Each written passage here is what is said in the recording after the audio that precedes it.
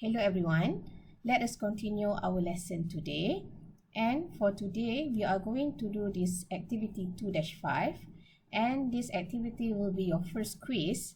So for your first quiz, what I would like you to do is, after hearing this video lecture or during hearing this video lecture, please complete this activity and submit this between the first 1 hour of the lesson plan. Okay, so this is the question, and I am going to put this question into the Word file as shown in the next Word file. So this is the question. This is for activity 2-5. Okay, for this activity, so this is the question. So the question is on the flat iceberg. Okay, so this is flat iceberg. In the figure, drifts over the ocean. Okay, it flows or it moves over the ocean because there is wind that blow over the top. Okay, because there is a wind blow over the top, the iceberg is moving or drifting. Okay, and the iceberg may be modeled as a block, so that's why I draw a model of a block here. Okay, and it is a model of a block of a frozen fresh water at 0 degrees Celsius. So let's say this is the surface of the ocean, and this is the block of this iceberg. Okay, so because it drifts, okay, so air blow in this direction and makes this iceberg to drift. Okay, and the iceberg is, we can assume that at 0 degrees Celsius. So this will be the T-wall of the iceberg or of the block of flat iceberg. And then the temperature of the surrounding seawater. So this is seawater. Okay, so this is the seawater, and the seawater is at 10 degrees Celsius. Okay, so I write down as T infinity to show that this is the surrounding seawater, and the relative velocity between it and iceberg is 10 centimeter per second. Okay, so this is the relative velocity because air flow in this direction. So because the iceberg is moving or drifting, so it will move in another direction. So the relative velocity is 0.1 meter per second. So if you still remember, this problem should be considered as external flow. Okay, and the length for this flat iceberg should be considered as this part because the length is the length parallel to the airflow. Okay, now you have the length because the length of the iceberg in the direction of drift is 100 meter. So this is the length. Okay, by the definition, we can draw or construct the problem in this way. Okay, so you know that the ice block is three-dimensional, so we have 100 meter here for the length, and the width is about 200 meter. Okay, so this is actually given in the question. Okay, so I'll show you. So this is actually given in the question. The width is 200 meter, L is 100 meter. So this is iceberg view from above, and this is direction of the drift. Okay, so this is shown actually or given in the question. Okay, so I just draw the three-dimensional from this sketch, and this three-dimensional I have insert this into our guided quiz. Okay, now another important information here is that the relative motion between seawater and the flat bottom of the iceberg produce a boundary layer of length L. Okay, so here is the boundary layer of length L, and the temperature 10 degrees Celsius difference across this boundary layer drives a certain heat flux into the bottom surface of the iceberg. So here is the bottom surface of iceberg. This heating causes steady erosion. That means thinning of the flat iceberg piece of ice if HT is the instantaneous height of the ice slab, calculate the ice melting rate dH dt average over the swept length of the iceberg. Okay, now here we have this sketch. Okay, so this is the very first thing you should do. Of course, if you look from your because here I already labeled my sketch, okay, but if you look from your slide, you will see that your sketch is not completely labeled. Okay, of course, the very first step you need to remember is to sketch your problem and to label it completely. Okay, to label it completely so that you can understand the problem better, and you can put a strategy on how to answer the question. So this is very important, because once you have your strategy in place, then only you start to calculate. Okay, please always have the strategy first before you answer the question. Okay, the next step is of course to do the assumption and also to state the basis. So here, instead of taking basis 1 meter squared, you should take the given area. Okay, so the area here is the surface area, which is this part times this part. Okay, so it should be because this is the surface area, so that's why you need to take this area. So the area here should be 200 times 100 meters squared, and you need to do some assumption. So the assumption here, because here you have a thinning of the flat plate of ice, okay, flat piece of ice. So you can assume that the iceberg is only thinning from the bottom side. Okay, the thinning from the bottom piece. Okay, so the bottom surface of iceberg, because there is seawater here, there is airflow on top. Okay, so this airflow is going to make this iceberg thin, okay, or melt. And the melt here, because why that is the case, if you choose that the heat transfer, there will be no heat transfer on top and on the side, so that's why I make like insulation here. So you can then have the heat transfer which is only from the bottom side or from the bottom surface. And here, if you have only the heat transfer from the bottom surface, then you can assume that this is a one-dimensional problem. Okay, otherwise this can be a three-dimensional problem, and this will make the solving of the problem more complicated.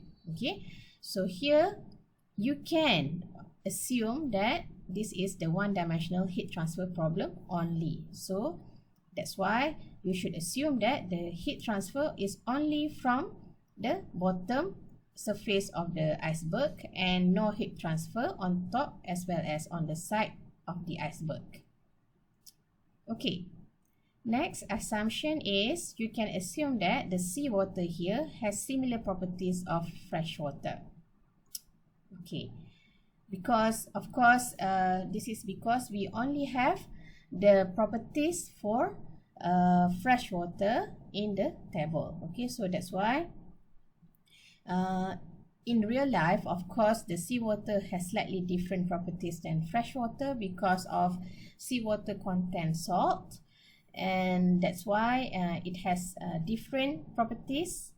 But here in this case, you can assume that this properties is not significantly different, and therefore seawater has similar properties of fresh water in order to use the physical properties which is available from the reference that you have.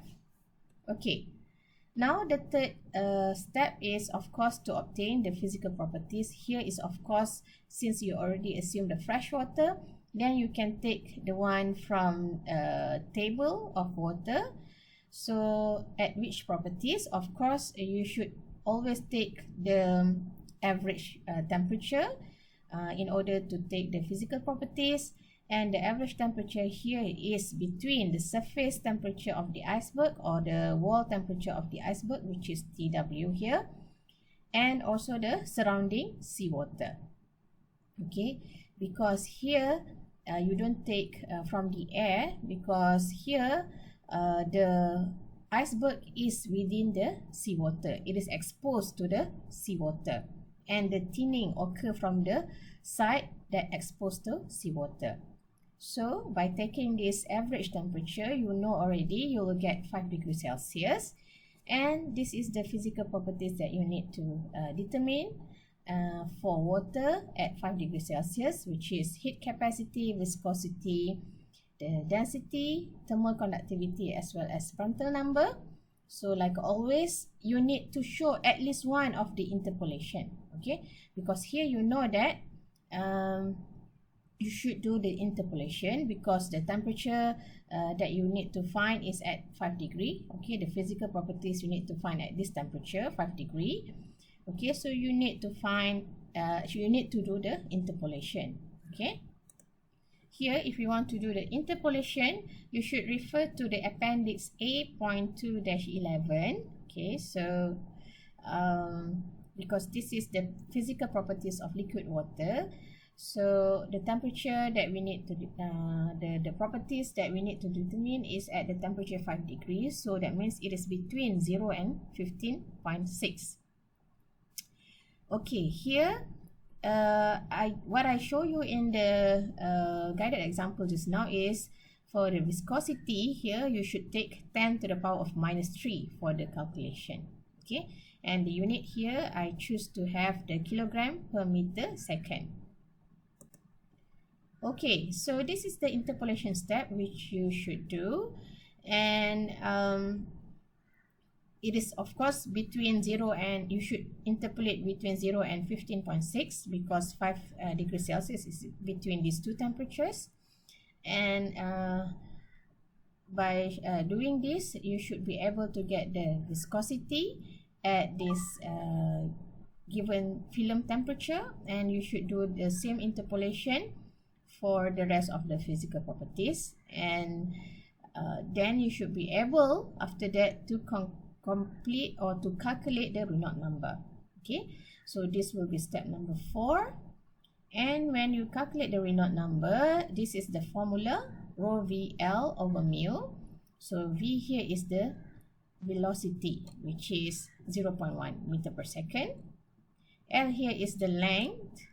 Okay, the length here, because it is the length of the iceberg in the direction of drift is 100, so which is this one, and mu, which is you have obtained here, and rho also the one that you have interpolated, and you have subscript L because this is dimension L. Okay, and then from your calculation you should actually insert the unit so that you can cancel it out, because Reynolds number is dimensionless. Okay, if you cannot cancel it out, that means something is wrong. So it is always a good practice to have to include the unit when you calculate the Reynolds number, Nusselt number, and so on and so forth.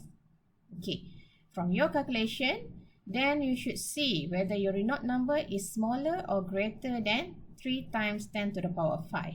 Okay, so if it is smaller, then you should use this equation. If it is higher, then you should use this equation. I think you know this already, because why you should choose this equation, because this is the condition that you need to fulfill. Okay, so this is the equation which is actually you have tabulated in activity 2-2. Okay, so if you want, I can show you now. So this is activity 2-2. Okay, for this activity 2-2, actually you have for flow inside and also flow external, and of course this one you consider a plate or a block shape, and the dimension is L, and here are the condition that you need to fulfill. So if it is laminar, that means you should use this equation. If it is turbulent, you should use this equation. So actually this one you have completed, so you should be able to choose which equation to be used for your calculation. So it is of course depending on your condition, whether the Reynolds number is lesser or greater than 3 times to the power of 5. Then after you have decided which equation to be used, whether on the left or on the right side, then you should be able to calculate Nusselt number. Okay, from this Nusselt number, of course this will be dimension L, so that's why it is HL over K. And from after you have obtained the Nusselt number, you should be able to calculate the H, which is the convective heat transfer coefficient. Right, then hopefully the convective heat transfer coefficient that you have calculated have this unit. So if you have watt per meter squared degree Celsius, don't worry, it will be the same, because you know that you consider the difference in temperature. Okay, so that's why H either in Kelvin for H, yeah, I'm not talking for temperature, I'm talking about H here. If the unit is watt per meter squared Kelvin or watt per meter squared degree Celsius, it should be the same. Alright, then you have obtained the H value. Of course, then the next step, you can calculate the heat transfer rate, which is Q. Okay, so here the temperature difference should be the one from the surface or the wall temperature of the iceberg and also the surrounding temperature. The H is the one that you obtain from step 6, and the surface area here is 200 times 100 meters squared, which is this one. Okay, 200 times 100 meters squared, so this area. All right, so if you have completed or successfully done until step 9, so you can get at least 2/3 of the marks, because here we know that this is not the final answer that is required from the question. Okay, so that means we should have another step to complete the question. Okay, so I hope that you should be able to complete all of it. Okay, so since the question asks us, okay, so here if you want to see back what is the objective of this problem, so the objective of this problem is actually to find what is the rate, okay, of ice melting, dH over dt. So assuming this is the height of the iceberg, so how is dH over dt, the rate of this h over dt over the swept length of the iceberg? Okay, we want to know how much is it under this condition. Okay, so you see that here, so of course it will be depending on the temperature, it will be depending on the H. Okay, so if your H is high and your rate of melting should be also high. Okay, so if your convective heat transfer coefficient here is low, then of course it also give a lower melting rate. Okay, so it depends also on the temperature difference. Okay, if you have higher temperature difference here, your melting rate will be also higher. Okay, and also it depends on the surface area. So here you see that your surface area is actually very big, right? 200 times 100 meters squared. So you can imagine that your melting rate will be slightly low. Okay, will be slightly low. So this is logically. So this is what you should think during answering the question. Okay, so in order to because once you obtain your answer, you should really see whether your answer is logical or not. Okay, because sometimes students can write the answer, okay, step by step is correct, but maybe because of some careless mistake, the answer is maybe wrong in terms of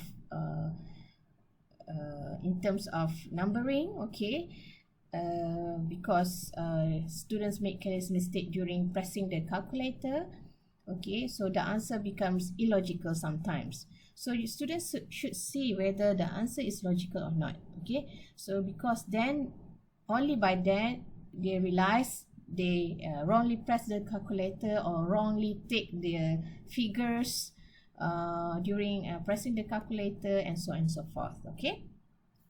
Alright, so here the next step in order to express dH over dt is actually in order to find out the dH over dt is actually to express dH over dt in Q. Okay, so that means we need another equation to express this dH over dt in Q.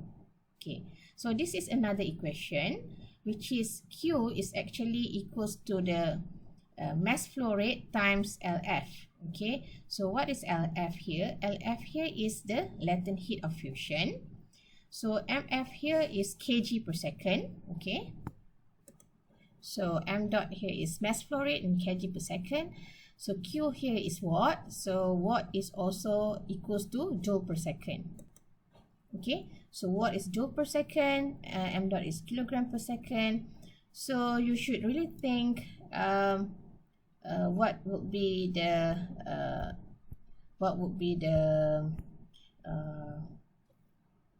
unit for latent heat of fusion here in this case. Okay, then you have rho i's. So the unit for because the density times the volume will give you the mass. Okay, so here you can further break down the velocity into the area times the height. Okay, because here you see that if you have area, which is this part, surface area, times the height, okay, so you will get the volume. Okay, and of course the height here, because we have in terms of a rate, then you can convert, you can break down the volume into the area times the height over rate of second. Okay, so here give you actually for volume of ice you have kilogram per meter cube. For area you have meter squared. Okay, so for dH over dt, so dt is usually in second, and dH here we know that for dH the dimension for height is in meter. Okay, so here you have it, the unit for this part. Okay, so you should really think what would be the suitable unit for latent heat of fusion in order for you to use the, because here you have Q. Okay, so Q here you should plug in as joule per second. So you should really know what would be the suitable latent heat of fusion. Okay, so for latent, actually for all this information here, the unknown here is dH over dt, because this is the one that you need. Okay, and LF here, how can you obtain LF? So LF here you can obtain from appendix 2 for water at 0 degrees Celsius. So I will post the appendix in the e-learning, and you should find this LF with appropriate unit. Okay, you should use LF of appropriate unit in order to have our dH per dt here in meter per second. Okay, so for step number 10, that means you should obtain this LF first from the appendix that will be attached in the e-learning. Then you should use or find the appropriate unit. What would be the unit for LF here? Okay, so after you have obtained the LF, then you should calculate dH per dt. So here, of course, you know that dH per dt is meter per second.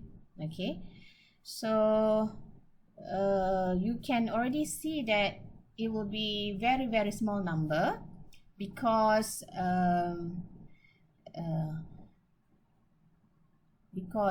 the iceberg is very big, right? The iceberg is very big, the temperature difference is not so large, so the melting will be very slow if you have it in meter. So that's why if you get I want you to calculate in millimeter per minute in order to see whether your answer is logical or not. So what you can do here is, so you have already your LF in step 10. So then please rearrange the equation in step 10. So in step 10, you have Q equals to rho ice times the area times the dH over dt times LF. Okay, so this one is known, this one is known, this one is known, this one is also known. So you should rearrange in order to find dH over dt. Okay, so of course, like I said, LF here should be in appropriate unit so that you can cancel the unit and in order first of all, of course, to give you the answer in meter per second for dH over dt. So if you rearrange this equation, you are going to get dH over dt equals to Q divided by rho ice. Okay, so how you can find rho ice? So you can also refer to the appendix which you have seen just now on this one. Okay, so this one, so that means rho for ice, you should take this value because you should assume that it is the rho of water at 0 degrees Celsius. So it is 999.6 kilogram per meter cube. Okay. Then when you have the rho ice, the area, of course, you have know the answer, and also put down the latent heat of fusion here. So then you are going to get, of course, the answer firstly in meter per second. Like I said, if you really imagine, because this will be very large iceberg, okay, and the temperature difference is not so big, you can already predict that the melting will be very slow. So your number here should be very small. So that's why I want you to convert this into millimeter per second in order to see whether your answer is logical or not. Okay, then you can imagine in 1 millimeter or in how many millimeter per second, so what will be the rate of this melting. Okay, so from here you can also know that how many days or times needed in order to completely melt the whole ice block of the iceberg. Okay, so with that, I hope you can manage to complete this quiz, and please submit this before 3 p.m. Thank you.